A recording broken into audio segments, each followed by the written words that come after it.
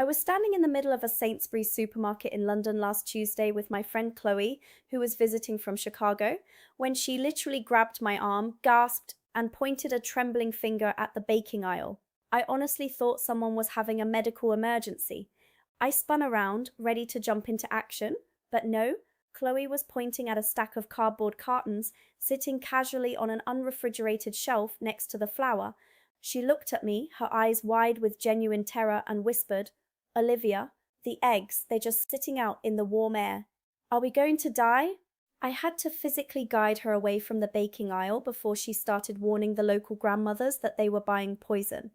And this, right here, is the exact moment I realized that we need a part two to our discussion about how Americans fundamentally do not understand the United Kingdom. I've been living here as an American expat for nearly 2 years now, and the egg panic is just the tip of the iceberg. We are going to dive so deep into the structural, psychological, and historical differences that make Americans lose their absolute minds when they step off the plane at Heathrow. Because here is the truth. We think we know everything about how the modern world works, and the UK just sits there quietly sipping its tea, watching us have full-blown existential crises over groceries. Let's talk about the eggs, because it perfectly illustrates the American obsession with sterility versus the British obsession with prevention. In the United States, if you leave a carton of eggs on your kitchen counter overnight, you throw it away. We are taught from birth that an unchilled egg is basically a biological weapon. So when Americans come to the UK and see eggs sitting on a normal room temperature shelf, their brains short circuit. They think the British are just primitive, living in the dark ages of food safety, but the reality is exactly the opposite. In the US, the FDA mandates that all commercially produced eggs must be power washed with hot water and chemical sanitizers. Why? Because our factory farming conditions are historically so cramped and dirty that the eggs are covered in bacteria. But when you power wash an egg, you strip away its natural protective coating, called the bloom or the cuticle. Once that protective barrier is gone, the eggshell becomes highly porous. Bacteria can literally just walk right inside.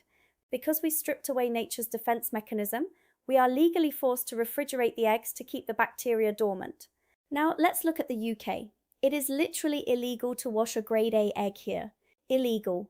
Why? Because the British government and the European Union decided that instead of chemically bleaching the outside of the egg after it's laid, they should just ensure the chicken isn't sick in the first place. Ever since the massive salmonella scare in the late 1990s, the UK implemented the British Lion Mark scheme. They mandated the vaccination of the entire national flock of egg-laying hens against salmonella. They enforced strict hygiene standards on the farms. Because the chickens are vaccinated and the farms are clean, the eggs come out clean. The natural protective bloom stays completely intact.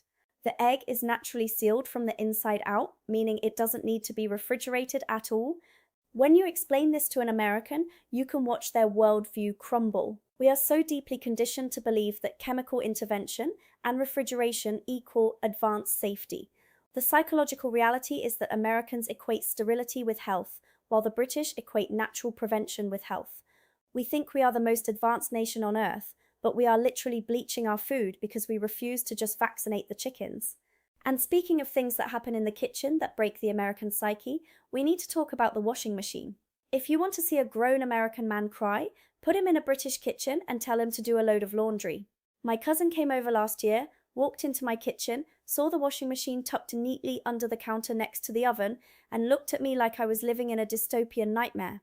In the US, the washing machine belongs in the basement or in a dedicated sprawling utility room. The idea of washing your dirty socks right next to where you are roasting a chicken feels deeply offensive to the American soul.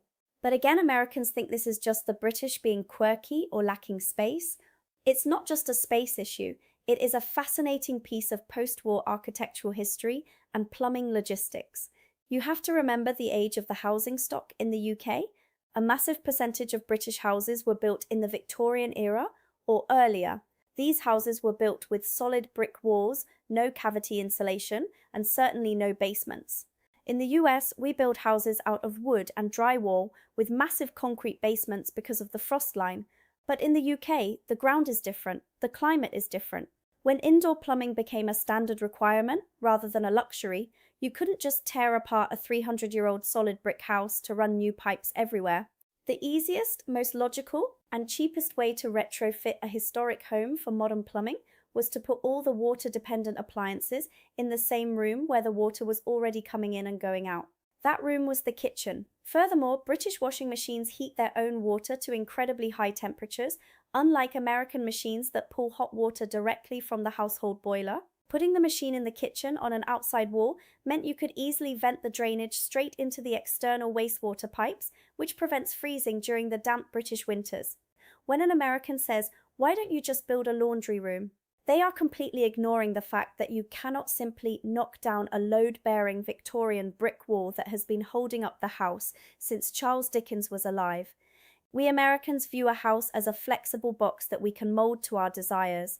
The British view a house as a historical artifact that you must adapt your life around.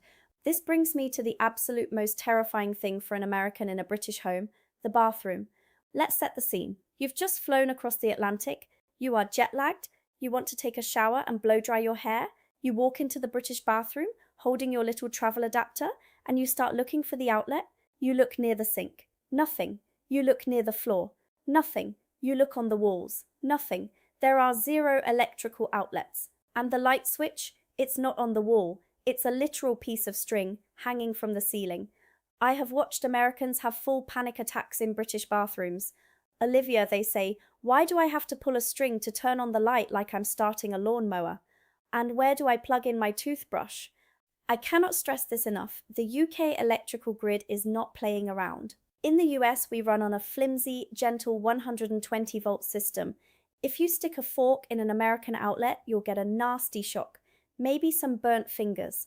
The UK runs on a robust, aggressive 240-volt system. If you stick a fork in a British outlet, you will be launched across the room and meet your ancestors. Because of this immense voltage, British electrical safety laws, specifically the IET wiring regulations, are some of the strictest on the entire planet. Water and 240 volts of electricity are a spectacular recipe for immediate death. Therefore, it is strictly legally forbidden to have a standard electrical outlet in a room with a bath or a shower, unless it is a minimum of 3 meters away from the water source. Most British bathrooms simply are not big enough to have a 3-meter clearance. The only exception is a specialized low-voltage shaver socket that has a built-in isolation transformer. And that string hanging from the ceiling? It's called a pull cord. It exists because touching a plastic light switch with wet hands in a 240-volt environment could cause the electricity to arc. By putting the switch inside the ceiling and using a non-conductive string, the British have engineered a system where it is physically impossible to electrocute yourself while turning on the light with wet hands. Americans think it looks like a cheap motel feature from the 1950s.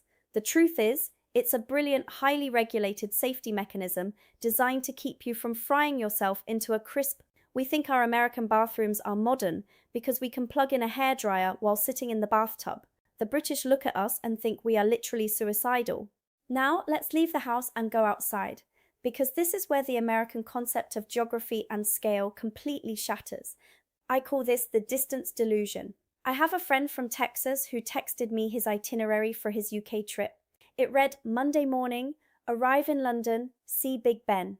Monday afternoon, drive up to Edinburgh, Scotland, check out the castle. Tuesday morning, pop over to Stonehenge. Tuesday night, dinner in Dublin, Ireland. I had to sit down and drink a glass of water. I called him and asked, "Are you renting a helicopter?" Americans have absolutely zero concept of British geography because we are raised in a country that is horizontally massive. To a Texan, driving 400 miles is just what you do to get to a decent barbecue joint. You hop on an interstate, set the cruise control to 75 miles an hour, and drive in a perfectly straight line for 6 hours. So when they look at a map of the UK, they see this cute little island, they check the mileage between London and Edinburgh, about 400 miles, and they think, oh, that's just a morning drive. They do not understand that a British mile is not an American mile. An American mile is paved with smooth, straight asphalt and unbothered by history. A British mile is an ancient, winding, anxiety-inducing labyrinth. You are not driving on an interstate. You are driving on roads that were originally sheep paths mapped out in the Bronze Age, paved over by the Romans, altered to go around a medieval church in the 12th century, and now currently occupied by a very angry man in a delivery van. When you drive from London to Edinburgh, you aren't just covering distance, you are fighting through the gravitational pull of centuries of dense population. You have to navigate the M25, which isn't a highway, it's a parking lot fueled by despair. You have to deal with roundabouts, which Americans treat like terrifying alien crop circles. You have to slow down for speed cameras, variable speed limits, and lanes that randomly narrow because a historic stone wall from 1422 legally cannot be moved. A 400-mile drive in the UK isn't a morning trip. It is a grueling 8-hour expedition that requires snacks, a podcast, and the emotional resilience of a monk. The psychological shock Americans experience when they realize they have been driving for 3 hours and have only moved 40 miles on the map is beautiful to witness. They suddenly realize that small does not mean fast. The UK is incredibly dense. It's like a black hole. The gravity of the history compresses the space. But you know what breaks the pattern of this American confusion completely? Let's swap gears to a topic that actually causes anger. Real, visceral American anger. Let's talk about the right to roam, or as Americans call it, wait, why are we trespassing? I was walking through the countryside in the Peak District with my brother. We were following a public footpath. The path literally went straight through a farm gate, across a pasture filled with grazing sheep, right past the farmer's kitchen window, and out the other side. My brother froze at the gate. He refused to move. He looked at the sign on the gate, looked at the farmhouse, and said, "Olivia, we can't go in there. That is private property. We are going to get shot." I laughed, opened the gate, and started walking. He tiptoed behind me like we were sneaking into a military base. I had to give him a full historical lecture while dodging sheep droppings. In the United States, private property is the ultimate sacred, untouchable right. If you own land, it is yours. You put up a no trespassing sign, you build a fence, and in many states you have the legal right to use lethal force if someone steps onto your grass. The American landscape is carved up, fenced off, and deeply privatized. The United Kingdom operates on a completely different psychological and legal wavelength. They have something called the right to roam, legally enshrined in the Countryside and Rights of Way Act 2000, but culturally dating back over 1,000 years. There are over 140,000 miles of public footpaths in England and Wales. These paths cross through private farms, historic estates, and even the front lawns of literal billionaires. Why? Because historically, before cars and trains, ordinary people needed to walk from village to village to get to church, to market, or to work. These historical walking routes became legally protected public rights of way. The law basically says that while the farmer owns the land, he does not own the right to exclude the public from traversing the historical paths that cross it. He cannot block the gate. He cannot put up a barbed wire fence across the path. If he does, the local council will come and tear it down. The land is private, but the landscape is shared.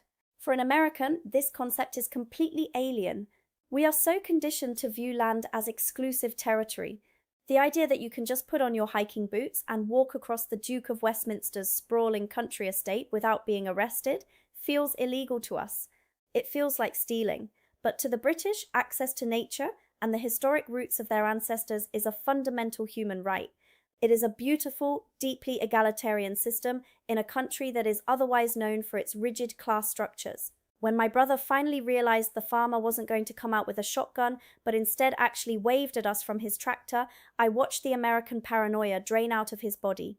It was like he was discovering a new color for the first time. But if you think land laws are confusing, wait until an American tries to interact with the British service industry. This is where the cultural friction gets spicy. I'm talking about tipping culture and the illusion of good service. I was having dinner at a nice pub in London with a group of American friends. Our waiter was a guy named Tom. Tom was polite, efficient, took our order, brought our food, checked on us exactly once to make sure the meals were okay, and then left us completely alone to enjoy our conversation. When the bill came, it was about £100. One of my friends pulled out her phone calculator, worked out a 25% tip, and got ready to drop £25 on the table. I stopped her hand. "What are you doing?" I asked. "Tipping him," she said. "He was great." "You don't need to leave 25%, I told her. 10% is plenty, and even that is optional, if there's a service charge included. She looked at me like I had just suggested we dine and dash. She was genuinely morally outraged. "Olivia, we have to tip him." How is he going to pay his rent? That's so rude. Plus, he wasn't even that friendly. He didn't even tell us his name or sit down at the table with us. We need to unpack this because the American dining experience is a psychological hostage situation. In the US, the federal minimum wage for tipped employees is $2.13 an hour. That is not a typo. $2.13. Therefore, an American waiter is literally working for your charity. Because their survival depends directly on your generosity, the American service industry has mutated into a bizarre theatrical performance. The waiter has to introduce themselves, memorize your kids' names, constantly refill your water after every sip, interrupt your conversation to ask how those first few bites are tasting, and basically act like your best friend. The customer holds the power of life and death, and we love that power. We expect a performance in exchange for our 20% tip. The United Kingdom does not play this game. In the UK, it is illegal to pay a waiter less than the national minimum wage or national living wage, which is entirely livable and standard across most entry-level jobs. Furthermore, that waiter gets a legal minimum of 28 days of paid vacation every year. They get paid sick leave. And as we established, they have the National Health Service, so they do not need to rely on your tip to buy an asthma inhaler. Because the waiter is paid a proper wage by their employer, the power dynamic is completely different. Tom the waiter is not your servant. He is a professional doing a job. He doesn't need to fake a massive smile, he doesn't need to tell you his life story, and he definitely isn't going to kneel down at your table to take your order. To an American, this quiet, efficient, professional service feels rude or cold. We think, why isn't he constantly checking on me? But to a British person, an American waiter constantly interrupting the dinner to ask how everything tastes is incredibly annoying and intrusive. The British go to a restaurant to talk to the people they came with, not to make friends with the staff. We Americans think our tipping culture makes us generous. The truth is, it just masks a deeply broken labor system. When you realize the British waiter is actually an equal human being who doesn't have to perform for your spare change, it forces you to rethink what good service actually means. And just when the American ego is feeling bruised by the realization that British waiters don't need to beg, the final blow is delivered. It is the ultimate betrayal, the absolute cognitive dissonance of the British measurement system, the metric versus imperial chaos. We Americans are mocked globally because we are the only major country on earth that still uses the imperial system. Feet, miles, pounds, ounces, Fahrenheit. We are constantly told by Europeans that we are backward, that the metric system, meters, kilograms, Celsius, is logical, base 10, perfect scientific harmony. So when an American comes to the UK, they mentally prepare themselves for this metric utopia. They expect to be calculating kilometers in their head, and then they rent a car. They drive onto the highway and the speed limit sign says 70. They think 70 kilometers? That's so slow. No, it's 70 miles per hour. The distance to the next town is listed in miles. They pull into a gas station to fill up. The gas is sold in liters, but the fuel efficiency of their car is measured in miles per gallon. They go to a pub, traumatized, and ask for a half-liter of beer. The bartender laughs at them and pours them a pint. They ask a British person how much they weigh, expecting kilograms. The British person says, "I weigh 11 stone." An American will just stare blankly. A stone? Like a rock from the garden? What year is it? For the record, a stone is 14 pounds. They step outside, complain it's cold, and ask the temperature. The Brit says, "It's freezing, mate. It's only 5 degrees Celsius." This absolute schizophrenia of measurement systems makes Americans want to scream. We think, you guys make fun of us for using imperial, but you use it too. Here is the historical context that Americans never learn. The imperial system wasn't invented in America. It was invented by the British. It was literally defined by the British Weights and Measures Act of 1824.